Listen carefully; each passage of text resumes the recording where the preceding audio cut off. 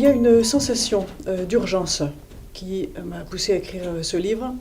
À la suite des grandes manifestations de 2013, de toute cette réaction spontanée de la France contre les manipulations de notre identité sexuelle la plus profonde.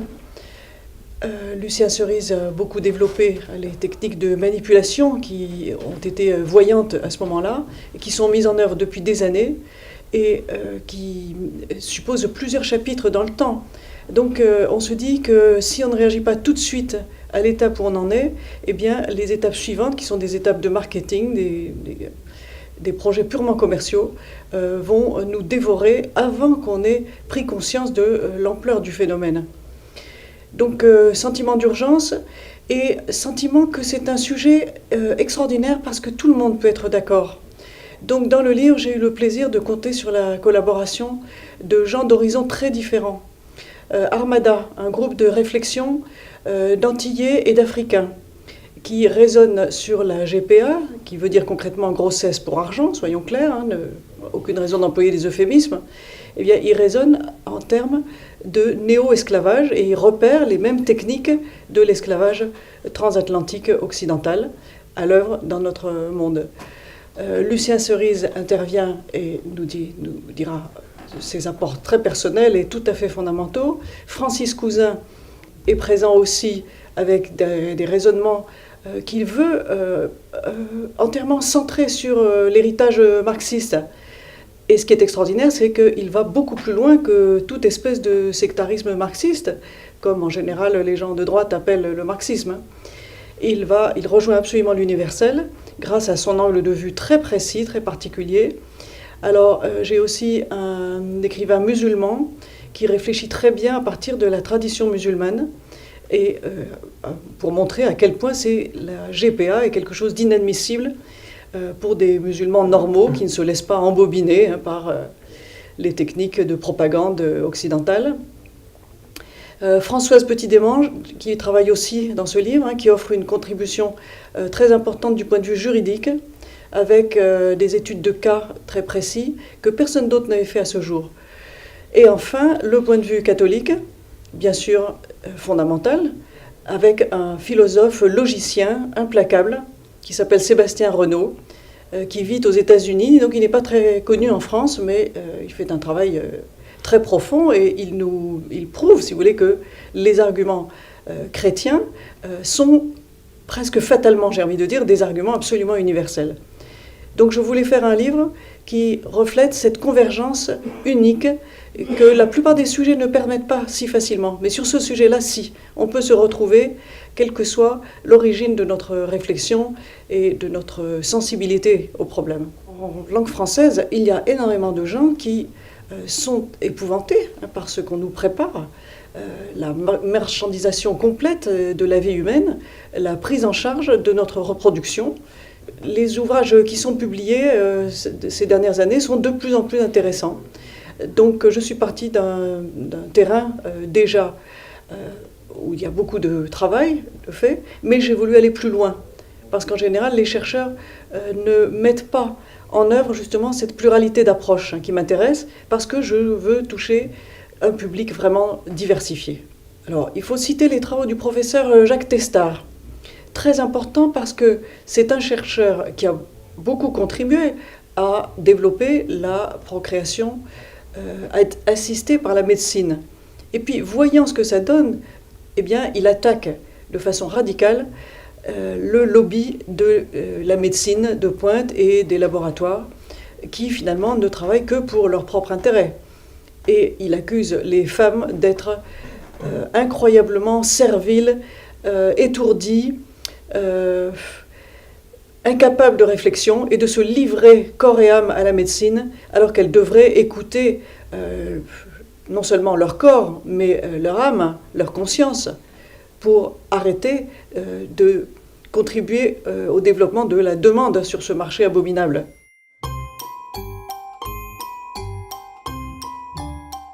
Ça va de soi. Mais si vous voulez, Si on constate en quoi consiste la presse féminine, c'est une presse féminine qui fait vendre les cosmétiques, les vêtements, la mode. Bon, vraiment, les femmes, on les attrape par ce côté très, très fragile de leur personnalité. Et ce qui est grave, c'est de penser justement qu'elles se laissent piéger sur ce qui est leur essence, leur nature, leur sexualité, mais surtout le rapport que nous avons tous entre notre sexualité, notre sexe naturel, quel qu'il soit, et puis notre âme, le regard que nous portons sur nous-mêmes, le sentiment des devoirs que nous avons envers nos parents, envers les traditions de tous nos ancêtres, envers l'avenir et envers les hommes que nous aimons, sans lesquels nous ne pouvons pas faire d'enfants. On peut les faire sans les aimer, mais il faut se poser la question quand même de ce que l'on doit à un homme s'il vous a permis de mettre en route un bébé. On ne peut pas se dispenser de ces questions-là. J'en veux beaucoup aux femmes, justement, qui se laissent piéger par la société de consommation, comme vous dites, mais j'ai envie de dire surtout par leurs bêtises.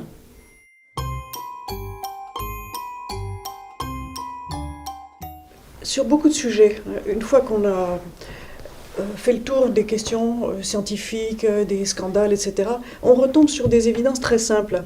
Et franchement, là, c'est une sentence de La Fontaine, une morale de sa fable la plus connue d'ailleurs, qui revient comme une sorte de clé pour déchiffrer tout ça. Apprenez que tout flatteur vit aux dépens de celui qui l'écoute. Les femmes et les jeunes sont habitués à ce qu'on les flatte en permanence. Bon, et elles et ils, les jeunes, se laissent avoir par cela. C'est la flatterie qui nous rend idiots. Les hommes sont moins sensibles parce que... Mais ça, ce sont les dissymétries de la nature. Madame Najat Vallaud-Belkacem, qui est particulièrement stupide, n'y peut rien. Un homme et une femme n'ont pas le même rapport aux enfants. Parce que les femmes les portent dans leur corps, les hommes, ils les font, ils ne savent même pas comment. Il paraît que c'est une découverte de la préhistoire très importante, qui a introduit une révolution, quand les hommes se sont aperçus qu'ils y étaient vraiment pour quelque chose, dans l'apparition des enfants sur Terre. Bon, il y a cette dissymétrie, et donc pour le moment, si vous voulez, les hommes ne se sentent pas encore très concernés par la perte de leur vitalité, de leur capacité reproductive. Ils n'ont pas encore compris. Les femmes, donc, elles sont en ce moment divisées entre leur instinct, leur conscience, qui leur dit non, on ne peut pas faire n'importe quoi, on ne peut pas vendre son âme au diable, et puis, donc, toute la littérature féminine, flatteuse, féministe, disant vous êtes les meilleurs, la société doit être gouvernée par les femmes, c'est pas d'égalité qu'il s'agit, c'est de privilèges, il faut qu'elles soient plus fortes que les hommes, et tout ça, ce n'est que de la flatterie, ça les rend stupides. Moi, il y a un mythe dont je pense qu'il faut le rappeler tout le temps, c'est le mythe de Médée. Les femmes, quand elles se laissent mener par leur jalousie envers les hommes, et très souvent, le fameux principe d'égalité n'est qu'un principe de jalousie, malheureusement. Très souvent, je dis, dans le comportement, dans le raisonnement de beaucoup de femmes, eh bien, elles deviennent des criminels. Elles assassinent leurs enfants, en grande partie rien que pour emmerder les bonhommes. Mais au passage, c'est les enfants qui trinquent.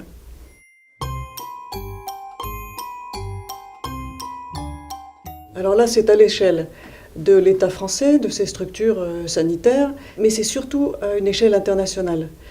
Les organismes internationaux, les institutions européennes, l'ONU, l'UNESCO, il y a une véritable conspiration pour nous amener à devenir complètement esclaves de projets qui n'ont rien à voir avec notre bonheur personnel, ni avec quelque chose de cohérent pour l'avenir de l'humanité.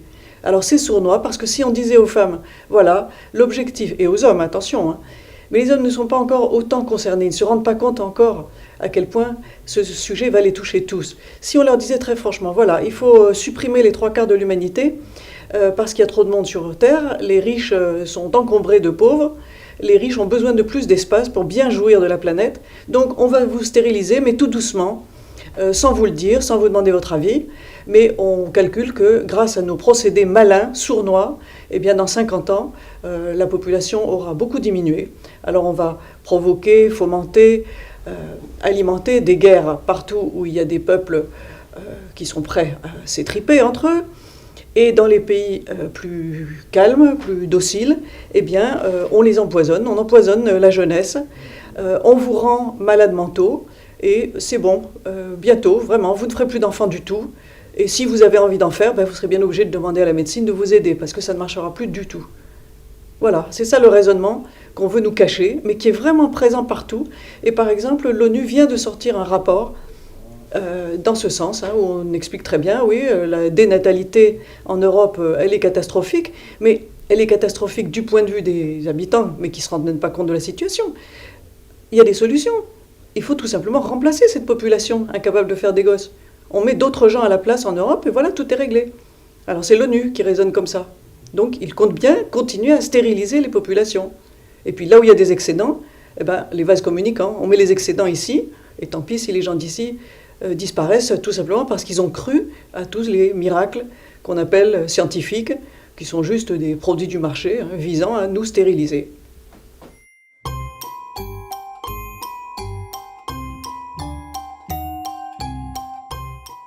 C'est pas moi qui ai inventé le terme, mais il est largement justifié.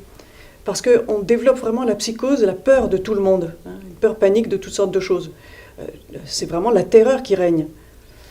On ne peut pas l'appeler autrement. Empoisonner les gens systématiquement et leur faire très peur, ça, si vous voulez, cette terreur, on l'a vu en action avec l'épidémie d'Ebola. On nous a fait craindre le pire, et on a vu d'autres épidémies où on mettait en œuvre les mêmes mécanismes. L'idée, c'était de pousser les gens à se faire vacciner, à souhaiter des vaccins, à désirer le vaccin. Alors ça, c'était surtout une campagne en direction de l'Afrique. Les Africains, malheureusement, comme ils ont déjà eu beaucoup de campagnes de vaccination dont ils voient les résultats, c'est-à-dire justement la stérilisation progressive de la population, ils ne marchent pas. Ils se sont débrouillés avec des mesures d'hygiène pour réduire l'épidémie d'Ebola, qui a maintenant disparu sans avoir besoin de vaccin.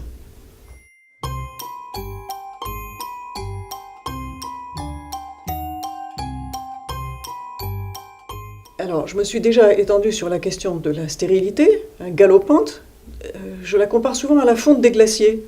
C'est un phénomène très récent et on est tout étonné de voir à quelle vitesse les glaciers disparaissent. Mais c'est exactement la même chose qui se passe avec notre capacité à nous reproduire. Jusqu'à il y a 20-30 ans, on pensait qu'on se reproduirait toujours aussi facilement, aussi naturellement, et puis on s'aperçoit que non, c'est faux. Si vous voulez, Jacques Testard dit on aurait pu développer l'assistance médicale à la procréation et la grossesse pour argent avec un troisième parent, une mère porteuse, depuis longtemps, parce que c'est du bricolage. Du point de vue de la technologie médicale, ce n'est pas très compliqué. Pourquoi est-ce que ça ne s'est pas développé avant ces dernières années ? Eh bien parce que la question de la stérilité ne se posait pas. Donc on développe la stérilité et on espère développer aussi, bien sûr, une angoisse terrible à l'idée qu'on ne pourra plus se reproduire. Et à ce moment-là, tout le monde va se précipiter vers la reproduction artificielle. C'est ça la situation. Et c'est un calcul des labos, des médecins, des cliniques, et des juristes, et des agences, et des assurances. Tous ces gens-là se laissent acheter complètement. Parce qu'évidemment, c'est un nouveau marché. Ce qui se passe, en fait, effectivement, c'est un peu ce que disait Christiane Taubira, on va changer la civilisation. C'est-à-dire que ce n'est pas anecdotique du tout ce qui se passe en ce moment. C'est-à-dire que même au-delà de la civilisation, on va changer l'espèce. Même à la limite, au-delà de l'espèce, on va changer la réalité même.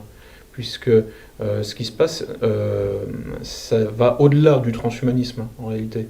Le transhumanisme propose donc finalement d'abolir l'espèce humaine, de la remplacer par autre chose, l'humain augmenté ou des choses comme ça. Mais là, en fait, on touche au tissu même de la réalité.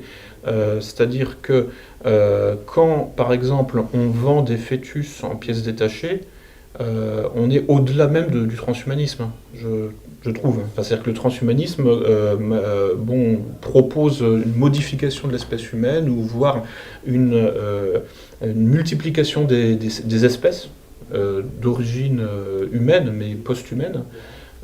Mais là, on est dans un phénomène plutôt d'analyse, de découpage du vivant, pour le recombiner à loisir, mais pas dans une perspective finalement de création d'une nouvelle espèce. En fait, c'est un attentat au tissu même de la réalité pour moi. on est dans la destruction non pas d'un peuple, ni d'une race, ni d'une espèce, ni même de l'humanité, on est dans la destruction de toute forme de réalité possible, c'est-à-dire en fait de toute forme d'organicité, puisque c'est le monde dans lequel on veut nous faire entrer, si vous voulez, le profil intellectuel qui essaye de s'imposer est purement analytique. Hein, c'est comme faire de la physique quantique, c'est-à-dire qu'on va vers l'infiniment petit, on découpe toujours davantage, et à la fin, finalement, on n'est plus dans la matière, hein, puisque en physique quantique, à la fin, on tombe sur des fonctions d'onde et donc des choses immatérielles. Et là, le vivant, aujourd'hui, subit le même traitement. Et c'est très très étrange. On a l'impression que c'est plus vraiment, c'est même pas, enfin c'est au-delà de la dictature, quoi. C'est au-delà du totalitarisme. On est dans la fin. C'est même pas la fin de l'histoire, c'est pas la fin de l'espèce, c'est la fin de tout. Hein, c'est la décomposition intégrale de tout. Et sans s'arrêter, enfin, jusqu'à la fin, la décomposition de la décomposition, et au cube, enfin au carré, au cube, etc. Donc là, c'est vers ça que, par exemple, la loi Taubira sur le projet de mariage homosexuel veut nous entraîner. C'est vers ça que la GPA veut nous entraîner. C'est, voilà, dans un premier temps, on peut dire non, que j'exagère, que vraiment, mais justement, j'exagère pas, j'anticipe. C'est pas tout à fait pareil.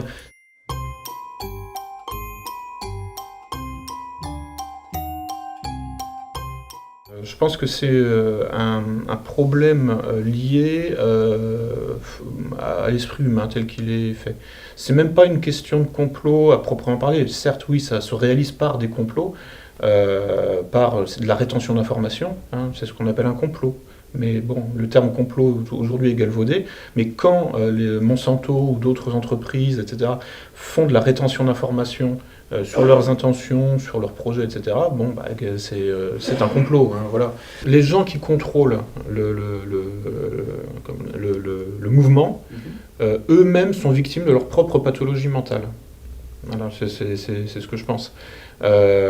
Effectivement, ils sont coupables, hein, parce que s'ils arrêtaient de sponsoriser des programmes comme ça d'études sur la GPA ou ce genre de choses, eh bien ça s'arrêterait. Voilà. Je veux dire, c'est l'argent qui permet ça, donc c'est effectivement le sommet du capitalisme qui est coupable de ce qui se passe et de la déshumanisation généralisée. Maintenant, c'est tous ces grands financiers, que ce soit les Rockefeller, les Rothschild, les Soros ou tous ces gens-là, qui sponsorisent la destruction de l'humanité, eux-mêmes sont victimes de leur propre psychologie et de leur propre pulsion de mort. Voilà, parce que c'est ça le capitalisme en fait, c'est l'accumulation, mais qui se retourne contre elle-même. Voilà. Maintenant, bon, pour parler du livre, moi là dans mon article, j'ai essayé de faire quelque chose qui soit fonctionnel et qui puisse être utilisé dans le cadre d'une fabrique d'argumentaire. C'est la Manif pour tous qui proposait ça, donc de se préparer à argumenter contre donc le pseudo-mariage, contre la GPA et tout ce qui s'ensuit.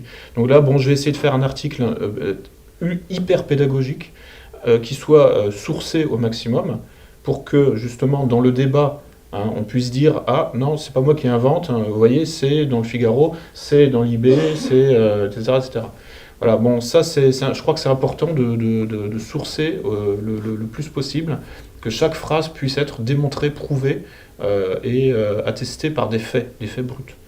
J'aime beaucoup la façon dont Lucien Cerise s'exprime. C'est comme Francis Cousin, ils ont le sens de l'apocalypse, ils nous la font vivre par anticipation. Mais je voudrais continuer à m'adresser à tous les lecteurs. Je propose des solutions.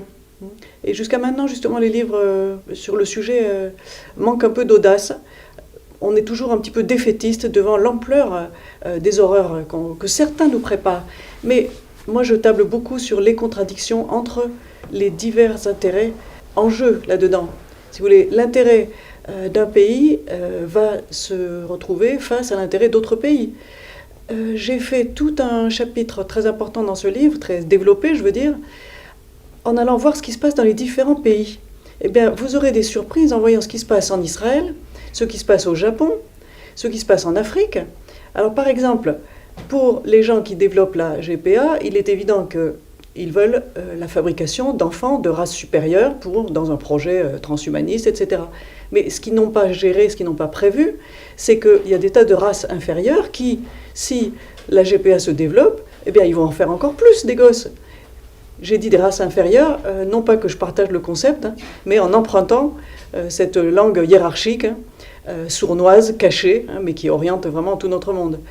Donc, il y a des contradictions entre les gens eux-mêmes qui vont promouvoir la chose. Je pense que le marché, il a sa logique propre.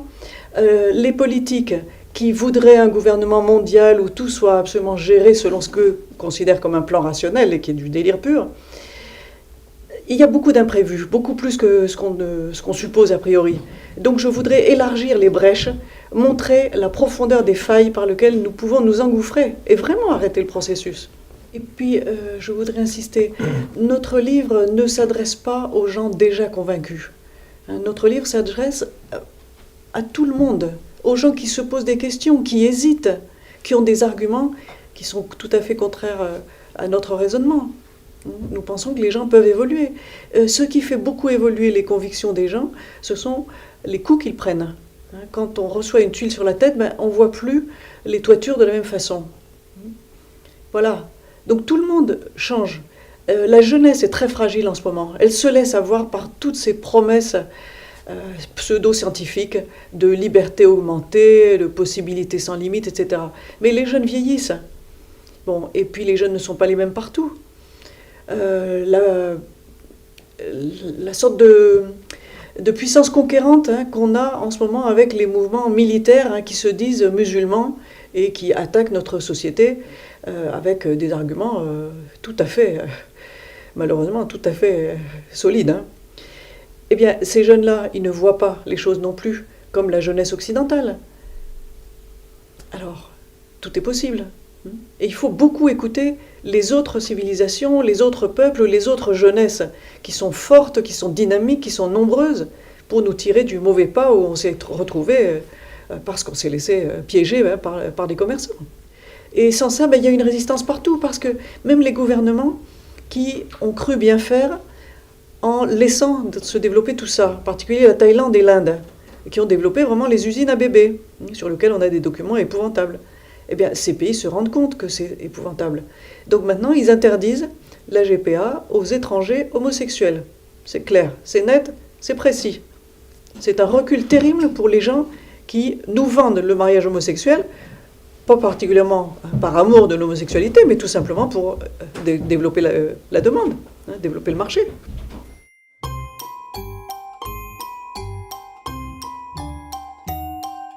Je les aime bien, les juristes, parce que leur métier les oblige à cultiver l'objectivité, l'impartialité, à ne pas se laisser emporter par l'indignation, la passion qui nous caractérise, nous, les gens qui nous investissons là-dedans comme dans un combat. Les juristes disent non, attendez, il faut voir ce que disent les lois, quel est l'esprit du droit, qu'est-ce qui est valable pour toute l'humanité, quelles sont les valeurs universelles, et quel est le bien de la société. Donc ils posent les vraies questions. Parce que si vous voulez, ces histoires de GPA, ça ne tient pas. Tout le monde reconnaît que ça rentre dans le cadre du néo-esclavage. Et malheureusement, l'esclavage est contraire à l'esprit du droit. On ne peut pas le justifier, c'est impossible. Donc ces personnes nous démontrent la dérive terrible du droit dans les pays occidentaux. Maintenant, les gens qui font les lois et les gens qui les appliquent, les juges qui ne veulent pas se poser de questions, ils raisonnent comme ceci. Une fraude s'est installée dans la société, bon, notre travail c'est de la gérer cette fraude, donc de légaliser tout ce qui pourra l'être. C'est affreux. Le but de la justice, ce n'est pas de s'adapter aux mafias. Or, c'est ça que nous proposent nos juristes officiels. Alors, je pense en particulier à un personnage très trouble, Marcela Yacoub, qui a écrit plusieurs livres, qui a été prise très au sérieux par une commission du Sénat de réflexion sur ces questions en 2008 et qui fait une propagande effrénée pour toutes les inventions dans ce domaine. Elle se prétend juriste, mais c'est affreux. C'est un agent du marché, c'est tout. Madame Taupera, on ne peut pas s'empêcher de penser que, dans la mesure où elle est ministre de la Justice, elle aussi, elle s'est laissée acheter par des gens qui rapportent. Elle s'imagine que ça va lui rapporter du prestige. C'est lamentable.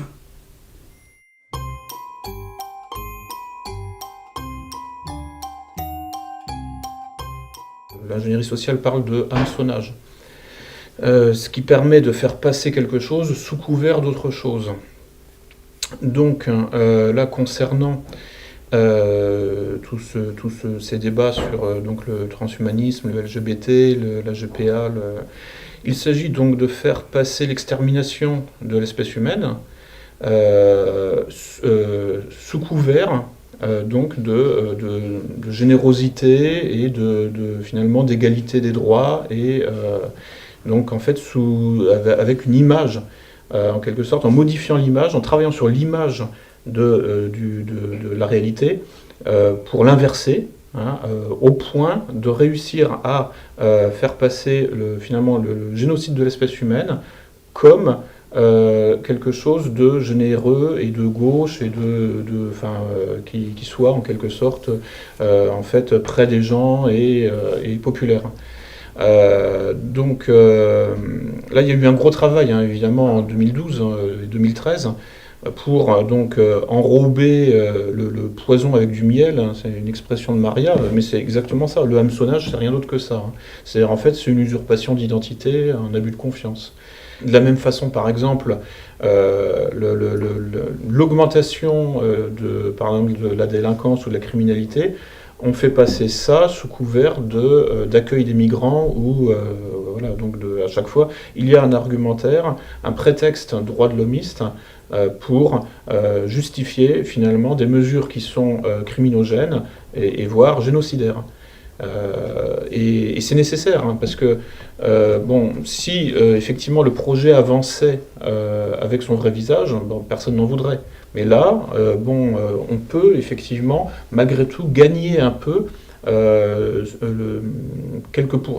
certain pourcentage de la population à sa cause en la travestissant totalement et en inversant les signes. Et donc, par exemple, dans l'éventail de ces usages donc de hameçonnage et d'inversion des valeurs, il y a notamment le pinkwashing, hein, qui permet notamment à Israël de justifier sa politique génocidaire à l'encontre des Palestiniens, par exemple, au prétexte que Israël est gay-friendly, par exemple, hein, la Gay Pride à Tel Aviv ou je ne sais quoi, et que, par exemple, les Palestiniens, eux, sont d'horribles islamistes qui persécutent les femmes et les homosexuels. Donc ça, cette rhétorique, hein, ces éléments de langage, ce storytelling, est appliqué, donc a été élaboré entre Israël et les États-Unis. Donc pour justifier effectivement la politique israélienne, mais aussi pour justifier tout ce qui tourne autour donc du pseudo-mariage, pour interdire de le critiquer. Parce que si vous critiquez le pseudo-mariage, ça veut dire que vous êtes à la fin, ça veut dire que vous êtes antisémite. Le but, c'est toujours ça. À la fin, c'est d'arriver à ça, en fait. C'est-à-dire que vous êtes un réactionnaire. Si vous êtes réactionnaire, ça veut dire que vous êtes facho. Si vous êtes facho, ça veut dire que vous êtes néo-nazi, et donc que vous êtes finalement antisémite, et que il faut vous mettre en tôle tout de suite. Voilà. Sans attendre, hein, il n'y a pas besoin de vous juger. De toute façon, vous êtes coupable de ce que vous pensez, à savoir que, sur le fond, vous êtes anticapitaliste, hein, c'est ça, c'est-à-dire que vous refusez de mettre en location le ventre des femmes, comme le demande Pierre Berger, mais si vous refusez de mettre en location le ventre des femmes, si vous refusez la prostitution utérine, hein, en fait, par un principe mathématique là, qui s'appelle la transitivité, si vous refusez de mettre en location le ventre des femmes, vous êtes antisémite, et donc vous méritez, donc vous êtes criminel. C'est ça en fait l'amalgame qui essaie de se mettre en place, hein, c'est-à-dire le système d'équivalence qui fait que de proche en proche, hein, par amalgame successif, on arrive à condamner moralement, et même bientôt à condamner pénalement, juridiquement, le fait de se rebeller contre le capitalisme intégral. C'est ça. Et là, bon, la gauche est totalement complice de ça. dont on ne peut plus se dire de gauche aujourd'hui, c'est plus possible, puisque la gauche est à fond là-dedans. Donc aujourd'hui, finalement, qui lutte le mieux contre le capitalisme, finalement, c'est une certaine droite, au total, hein, à la fin. Ironie de l'histoire, je dirais. Moi, quand j'ai vu la manif pour tous, je me suis dit, mais en gros, la droite découvre le capitalisme. Et donc, je pouvais y aller, dès lors. C'était parce que, tout simplement, là, il y a convergence, il y a coagulation. Je voudrais ajouter quelque chose quand même. À gauche, disons avec l'étiquette gauche, on a un ouvrage en langue française qui est très important, c'est celui de Sylviane Agacinski, qui a déjà une dizaine d'années. Son livre s'appelle Le corps en miettes. Alors c'est un livre qui résonne à partir de textes fondamentaux de Marx, et elle est parfaite. Elle ne tire pas de conclusions militantes, pratiques comme nous le faisons, mais elle décrit les choses comme il faut. Donc, je ne crois pas que les gens de gauche soient insensibles à notre réflexion. Hein, ce serait les calomnier, si vous voulez, que de les mettre en vrac dans le sac des gens qui se laissent acheter. C'est tout. C'est de la corruption. Pour moi, c'est aussi simple que ça. D'autres raisons d'espérer. Il y a un bloc qui est en train de se casser, et ça, c'est très salutaire. C'est l'alliance entre féministes et sodomistes. C'est-à-dire homosexuels militants voulant vraiment faire tout à l'envers, déconstruire la société. Bref, parce que c'est ces gens-là qui veulent absolument que les femmes soient des femmes gisements, des femmes pondeuses, et les gosses des esclaves de naissance. Des enfants qu'on achète, et ben c'est des enfants qu'on peut revendre. C'est ça le principe de la GPA. Donc ce bloc-là, heureusement, maintenant, il est fini. C'est pas possible. Une féministe, même si elle-même est plus ou moins homosexuelle, ben, elle ne peut pas prétendre défendre les femmes en les livrant comme ça aux sodomistes. C'est pas possible. Et le chantage, si vous n'êtes pas pour toutes ces histoires-là, vous êtes antisémite, je suis désolé, mais ça marche plus. Non, ça marche plus. Justement à partir du moment où il est voyant. Pourquoi est-ce que les gens, et en particulier les jeunes, ont marché pendant très longtemps dans toutes ces expérimentations, n'ont pas vu le danger? Parce qu'ils se disaient, mais l'homosexualité, ça concerne un tout petit secteur marginal de la société, le showbiz globalement, et les intellos les plus déjantés, les plus bizarres, mais ça ne concerne pas le gros de la société. Or, maintenant, ils vont constater, ils commencent à le percevoir, il s'agit de castrer toutes les nouvelles générations, de castration. Il ne s'agit pas de développer, on a le droit de, moi j'aime mieux les fleurs bleues, moi les fleurs violettes, moi les garçons, moi les filles, moi les n'importe quoi. Non, il s'agit de vous empêcher d'être des hommes et des femmes entiers, c'est tout. Je vous dis, allez voir dans le livre ce qui se passe dans différents pays, vous serez ahuris, c'est passionnant. C'est passionnant de voir comme tous les gouvernements, en fait, à partir du moment où ils ont besoin du soutien de leur peuple, eh bien, ils prennent du recul. En Grèce, par exemple, en 2013, c'était présenté comme le paradis pour les gays qui allaient pouvoir se faire tous les gosses qu'ils voulaient en Grèce. Bon, 2014, attention, Syriza, tout ça, oulala, ça marche plus du tout. Les Grecs n'en veulent plus. Des homosexuels israéliens qui viennent s'acheter des gosses en Grèce en disant « je fais comme Platon, je suis aussi génial qu'Alcibiade, que Praxitèle, que sais-je encore ». Bon, cette année, malheureusement, Syriza, tout ça, c'est un peu calmé. Ils ont pris une raclée, et ben ça y est, l'OTAN a réimplanté des lois favorisant toutes les abominations par petites étapes. Et la population épuisée, la population grecque qui meurt de faim, en ce moment, elle ne résiste pas bien. Mais vraiment, tout dépend d'un rapport de force, sur tous les plans. Partout où l'OTAN passe, le marché des bébés se développe, il faut le savoir. C'est comme le marché de la drogue, la prostitution, la vente d'organes, la vente d'ovocytes, qui est aussi un énorme scandale, tout ça. Quand l'OTAN recule, le bon sens des peuples, il est là, il est éternel.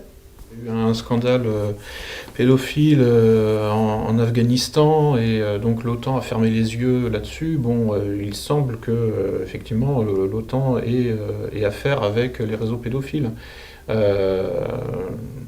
peut-être pas par hasard si la Belgique semble être une plateforme des réseaux pédophiles, pédosatanistes. Il se trouve que c'est le siège, les 2-3 sièges de l'OTAN sont à Bruxelles et dans ses environs. il y a peut-être une relation de cause à effet, je dis peut-être, le pouvoir corrompt. À partir de là, plus on monte dans la hiérarchie du pouvoir, et l'OTAN est une structure de pouvoir monumentale, ça rend fou, voilà. Et en fait, bon, il y a aussi donc des moyens ensuite de s'assurer de la loyauté de certaines personnes, c'est tout simplement de les corrompre aussi, c'est-à-dire en fait de développer les perversions, ce qui permet aussi de tenir les gens par la barbichette, c'est-à-dire que bon, pour créer de la cohésion et de la hiérarchie, parfois il faut qu'il y ait l'éventualité d'un scandale. Et donc, voilà, on pousse certaines personnes à faire certaines choses, on les filme, on les photographie, et puis comme ça, on a des dossiers sur ces gens-là, et on s'assure effectivement comme ça la cohésion hiérarchique, militaire, d'une vaste organisation, par la peur du scandale et des photos pédophiles qu'on peut sortir. Voilà, ça, ce sont des choses qui existent, c'est très courant.